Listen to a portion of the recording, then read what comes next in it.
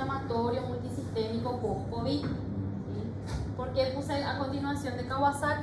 Porque es una enfermedad nueva, relativamente nueva, porque como les digo, se empezó a valorar más en la época del 2020, cuando empezó a terminar el año y empezaron a haber casos de lactantes más bien que desarrollaban una enfermedad muy parecida a la enfermedad Kawasaki, pero que no completaban todos los hallazgos que la enfermedad Kawasaki necesitaba para que yo pueda decir que era una enfermedad Kawasaki. Y a diferencia de la enfermedad Kawasaki, esta se ve más en dos picos de la vida. Una en el menor de un año, ¿verdad? Y otra es en la adolescencia, o sea, 18, 16, 17 años. Y es más frecuente en varones, ¿verdad? Más frecuente en varones, y se daba mucho en los que tenían sobrepeso, obesidad, famosos. Entonces, realmente no van a encontrar en el libro solamente en lo que es mi clase y en el protocolo, porque es una enfermedad nueva. Y en relación a la frecuencia bajó muchísimo después de la vacunación. O sea, ya actualmente no hay nadie internado con sospecha de PIMS, ni tampoco nadie en terapia, ni tampoco nadie recibiendo su medicación. Pero siempre hay que pensar igual, ¿verdad? Por más que aparentemente no haya caso. Lo mismo chikungunya. Chikungunya es una enfermedad que en teoría no hay ahora, ¿verdad? Y hay una paciente internada, no es por chikungunya, por dengue en IPS ahora. O sea, la semana pasada con dengue positivo. En Brasil ahora hay casos de dengue y de chikungunya, justamente porque llueve mucho, seguramente empieza otra vez a ver. Entonces, son enfermedades que desaparecen un tiempo y después vuelven a aparecer, pero sí, justamente la vacuna disminuyó la aparición de nuevos casos. O sea, ¿por qué yo le voy a poner la vacuna contra el COVID a mi hijo si no da enfermedad grave pulmonar? Porque sí puede desarrollar el PIMS, que es más grave todavía. Entonces, siempre es famoso en el consultorio. Y se puso, y tiene todas sus vacunas, sí. Y se va a poner, ya se puso el del COVID, y no. ¿Y por qué no le pones? Y porque tengo miedo. O sea, hasta ahora esa es la vacuna que les falta. En Paraguay se pone a los 5 años la primera dosis. En Brasil creo que a los 3, creo que ya redujeron la edad, no sé si era 2 o 3. Pero nosotros seguimos poniendo la primera dosis a los 5 y después el refuerzo dependiendo de cuál es la que te toca, ¿verdad? Porque va por la marca de la vacuna, es lo que va cambiando.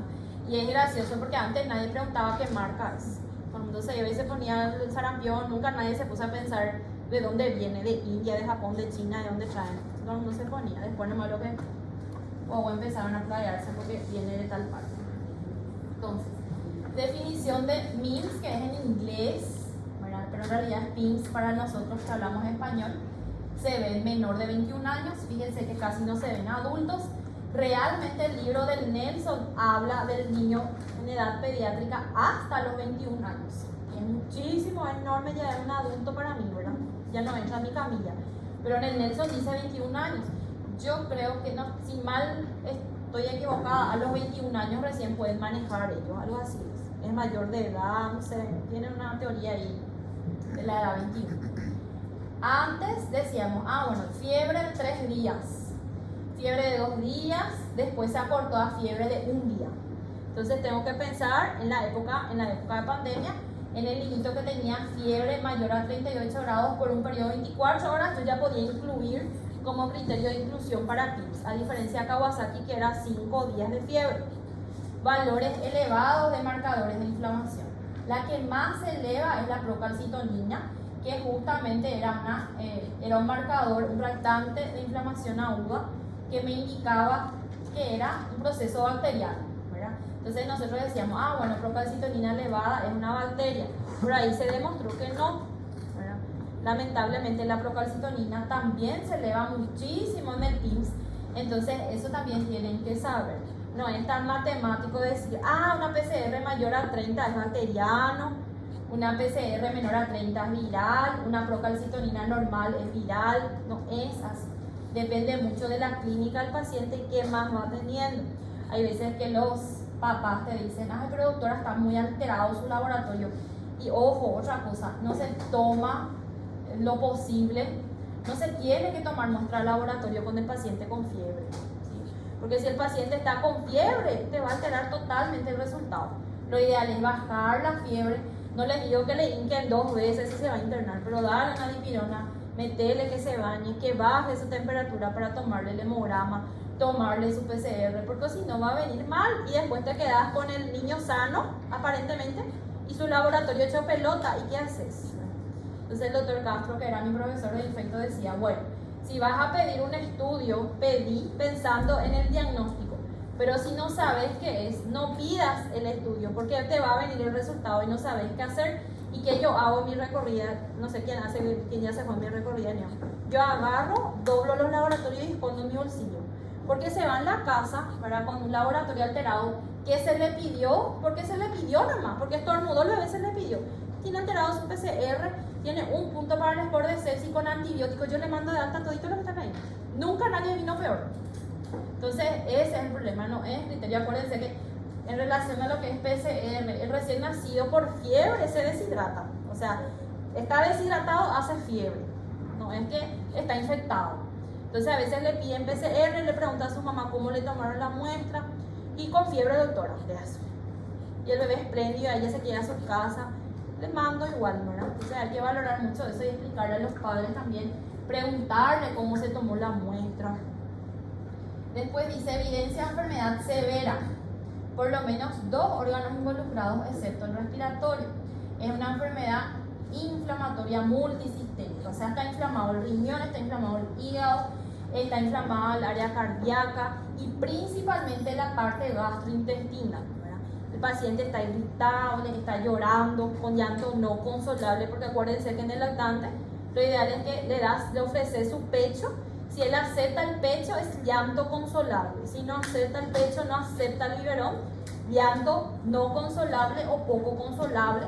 Ya estamos hablando de un trastorno neurológico, ¿verdad? O sea, el bebé está mal, no es bueno que tenga eso. Entonces, ¿cómo voy a valorar eso? Por mi laboratorio.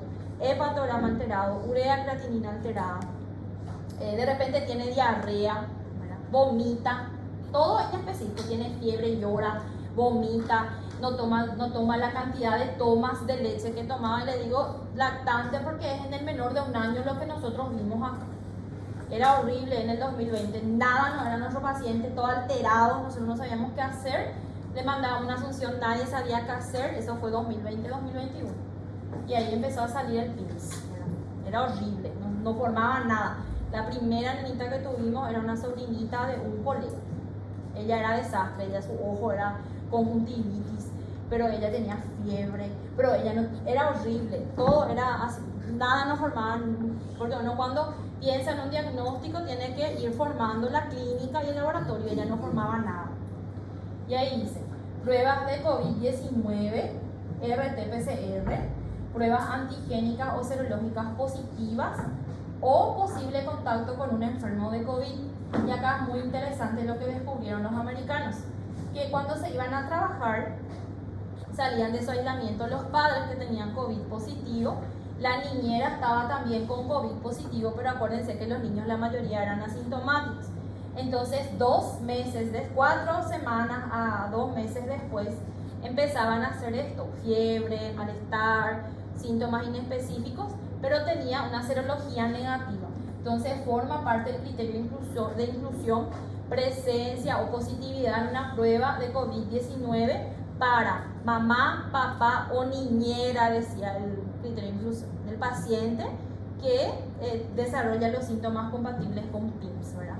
O sea, no era necesario que el niñito tenga una serología positiva porque probablemente ya es una IgG o de repente no tiene más, ¿verdad? ¿Se acuerdan que era un quilombo la interpretación de las pruebas? Pero si tuvo papá, mamá o niñera, porque en los países como Estados Unidos, que fue el que más estudió el PIMS, se quedan con la niñera, no se quedan con los padres se van a trabajar. Yo me quedaba con mi abuela porque vivía, pero no me crió mi mamá ni mi papá, quedaba con el cuidador, lo mismo mis hijos, así mismo con la niñera, ¿verdad? Entonces, si la niñera se enferma, es muy probable que el niñito se enferme.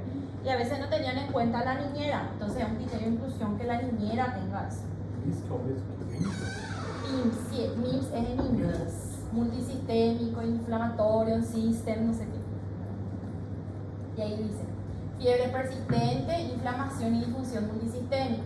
Esta inflamación y disfunción multisistémica yo voy a interpretar con todos los laboratorios alterados porque se le pedía de todo y la clínica del llanto poco consolable del niñito que generalmente estaba asociado a diarrea o vómito. Evidencia de infección por COVID-19, contacto estrecho, acá incluía la niñera, y exclusión de otra causa demostrable y probable, o sea, no forma nada, no es Kawasaki, no es escarlatina, no es nada de mi paciente, hasta demostrar lo contrario es PIMS. El paciente tenía edema de labios, tenía conjuntivitis, a veces tenía síntomas respiratorios, y lo que más se veía era vómitos, dolor abdominal y diarrea. Eso es lo que más he visto yo acá en Pedro Juan. Edema de manos y pies, ¿verdad? Y tenía síntomas de disfunción cardíaca como miocarditis, por ejemplo.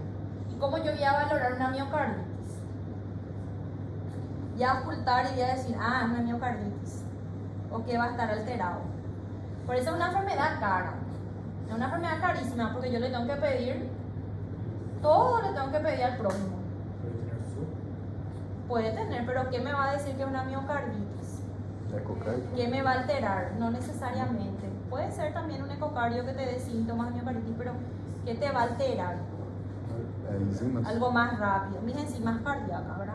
Que van a estar aumentadas. Mi CK total, mi CKMB, mi troponina, y generalmente se hace una curva de enzimas cardíacas y se ve en el día 1 cuánto tiene, en el día 2, en el día 3, para valorar el paciente si está empeorando o no está empeorando. Forma de exantema, linfadenopatía. Yo me acuerdo de una nenita que estaba en IPS, era una bebé de 2 meses. Su mamá, o creo que su papá, no sé qué, tuvo niñera no tuvo COVID cuando nació, y a los 2 meses ella empezó a tener vómito, diarrea, tenía una exantema que así de un día que no le picaba. Y yo dije, PIMS nomás, no hay caso. Me acuerdo que se le hizo la medicación con metilprednisolona que decía el protocolo. Y estaba súper bien ya, súper bien. No había para hacerle enzimas cardíacas, que era lo que le faltaba. Yo ya le iba a mandar de alta. Y estaba internada hacía 3 días, ya completó su dosis de metilprednisolona, que es el fármaco que se usa acá, a diferencia de lo que es Kawasaki. Y yo dije así, yo no le iba a mandar esta sino su ecocardio. Y justo era un viernes y el doctor vino el sábado. Y ahí me dice la doctora que entra ahora, ¿por qué no le mandaste a esa bebé si tan bien ella está? Ella lucía súper bien, espléndida, sin nada, mamaba, ya se estaba sonriendo, ya no tenía fiebre, ya no tenía diarrea. Y le dije, y pedí en ese ecocardio, y viene el cardiólogo, él tenía aneurisma. Ese mismo día se fue a Asunción a hacerse su inmunoglobulina. Por eso les digo, es una enfermedad cara. La mamá tuvo que pagar el ecocardio porque, ¿saben? El cardiólogo infantil, yo no te voy a decir si soy cardióloga así nomás, ¿verdad? Solo en la parte privada, un ecocardio está 800.000 guaraníes, ahora mismo. Entonces necesita un ecocardio. El doctor viene una vez al mes, ahora viene cada sábado, vienen los cardiólogos a hacer, porque hay muchos pacientes acá, ¿verdad? Los brasileños y todo bien. Creo que ni en Punta Porá no hay cardiólogo infantil. Solo está el doctor Orocimbo, creo que Orocimbo, no sé si el cardiólogo o el otorrino, siempre me confundo. Pero él no es cardiólogo infantil, pero igual a veces salva con los bebés, no sé cómo hace, pero lo hace. Bueno, y ahí se vio la miocarditis. Cuando se estudiaba, se producía una dilatación ventricular así, y en el PIMS tenía una forma diferente, entonces tampoco ellos catalogaron como una miocarditis. Y parecía un jarrón que en Japón se usa para cazar o para atrapar los pulpos, que se llama takosubo, no sé. Entonces ellos compararon, porque los japoneses fueron los que estudiaron más a este síndrome, ¿verdad? Entonces es así como queda el ventrículo en el PIMS, no es una dilatación como una miocarditis, y tampoco forma aneurismas como la enfermedad Kawasaki. Pero esa paciente que yo trasladé sí tenía aneurismas coronarios. Espléndida, ella se fue y recibió su inmunoglobulina de paso ahí. Pero la inmunoglobulina es una droga que en la época, cuando yo era residente, costaba 8 millones de guaraníes el frasco. Y un paciente de 5 años te va a usar 14 frascos. Entonces al ministerio le costaba 14 millones más o menos, o sea, más, no sé cuánto, de 8 millones cada frasco, 14 por 8, un paciente con enfermedad Kawasaki. Entonces vos para poder liberar la medicación, vos tenías que estar segura de que era enfermedad Kawasaki, porque imagínense tirar 14 frascos de inmunoglobulina que cuestan 8 millones. Después en la pandemia se redujo el costo creo que a 4 millones de inmunoglobulina. Y esa es la inmunoglobulina humana, no es la inmunoglobulina específica. Después está la específica, por ejemplo, la inmunoglobulina específica contra la varicela, que es contra el virus de la varicela nomás. Ese sí que ni se produce. Te dice el libro, lo ideal es tratar la específica, pero no hay. Entonces se mueren los bebés que tienen varicela al nacer. Todo así. Y está el diagnóstico diferencial Kawasaki. Shock tóxico, ¿alguien sabe qué es? Síndrome de shock tóxico estafilocócico. O de piel escaldada, ¿verdad? Entonces es por una toxina que produce el estafilococo, hace una infección muy parecida a la escarlatina, ¿verdad? Muy parecida. Ahí están otros virus. Y acá está todo lo que le tengo que pedir: PCR, procalcitonina, dímero D, ferritina, fibrinógeno. Todo esto yo le pido al paciente, me viene alterado y no me dice nada, porque son todos marcadores proinflamatorios. Pero yo tengo que ir solicitando para tener un antes y un después. El dímero D, sí, cuando tiene más de 4 veces el valor normal, me puede indicar que el paciente tiene riesgo a desarrollar trombosis. Entonces el paciente desarrolla trombosis, ¿verdad? Y requiere tratamiento con heparina, que era lo que usaban los viejos, los adultos, ¿verdad? Hacían un estado de hipercoagulabilidad que se vio, que probablemente por eso murieron todos los españoles cuando no se sabía eso. Y en el niño también hacen, ¿verdad? Pero un dímero D que no está 4 veces por encima del valor alterado, no hace falta hacerle heparina. Y fíjense que es un manejo bastante complejo, no es difícil sola manejarle al paciente grave.